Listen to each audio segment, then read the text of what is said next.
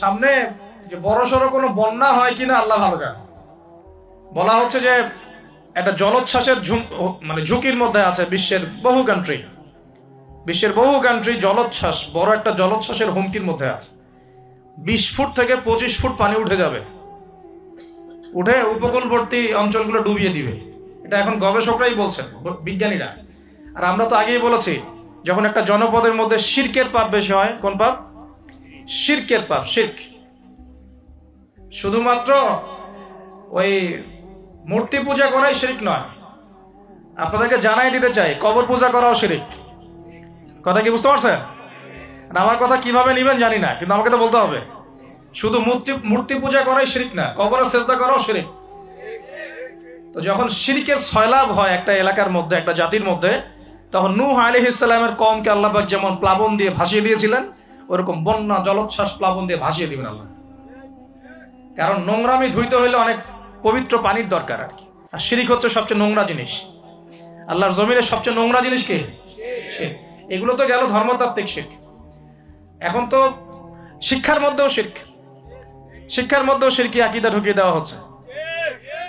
এবং এটা কোন আকীদা, এটা বলার তো আর প্রশ্ন আসে না, সবাই বোঝেন কোন আকীদা। যখন মানুষ কোরআনের সৃষ্টি তত্ত্ব বাদ দিয়ে মানব রচিত সৃষ্টি তত্ত্ব বইয়ের মধ্যে ঢোকায়, এগুলো শিরক না? অর্থনীতির মধ্যে এখন শিরক আছে। কিরকম?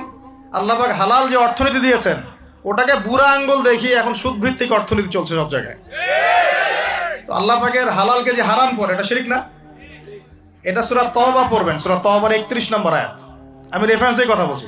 সূরা তওবার 31 নম্বর আয়াত পড়ে দেখবেন, আল্লাহ পাক বলছেন যে আল্লাহর হালালকে যদি কেউ হারাম করে নেয় আর হারামকে হালাল করে নেয়, এই যে পরিবর্তন, এই কাজটা, এটা কিন্তু শিরকি আকীদা, কুফর, শিরক। আপনি আল্লাহর হালালকে হারাম করতে পারেন না। আল্লাহ পাক একটা হারাম করেছেন, আপনি হালাল করতে পারবেন না। মানেন না ব্যক্তিগতভাবে, সেটা আলাদা বিষয়, কিন্তু অন্যের উপর ইম্পোজ করতে পারবেন না। মনে করেন আল্লাহ পাক হালাল করেছেন পর্দা, আপনি পর্দা করেন না, বুঝলাম, এটা আপনার ব্যক্তি স্বাধীনতা, কিন্তু আপনি পর্দাকে ব্যঙ্গ করতে পারবেন না। ব্যঙ্গ করলে কুফরি হয়ে যাবে। কথা বুঝতে পারছি ভাই? নিজে পালন করে না, সেটা আলাদা বিষয়। আমি পালন করি না, তার কাছে মনে হয় যে বেপর্দায় চললেই মনে হয় ভালো, নাউজুবিল্লাহ।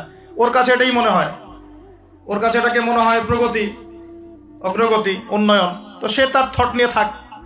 কিন্তু যদি সে বলে যে না, পর্দা সেকেলে প্রথা, এখন চলে না, ওই যুগে চলতো, এটাকে টিটকারি করে, ব্যঙ্গ করে, তাহলে কুফরি করবে, শিরক করবে। মনে করেন মদ আল্লাহ হারাম করেছেন, আর কিছু মানুষ মদ খায়, হারাম মনে করেই খায় বা হালাল মনে করেই খায়, মানে খায় আর কি। তো একজন খায়, সেটা আলাদা আলাদা পাপ। আর কেউ যখন মনে করবে যে না, আল্লাহ পাকের এই হালাল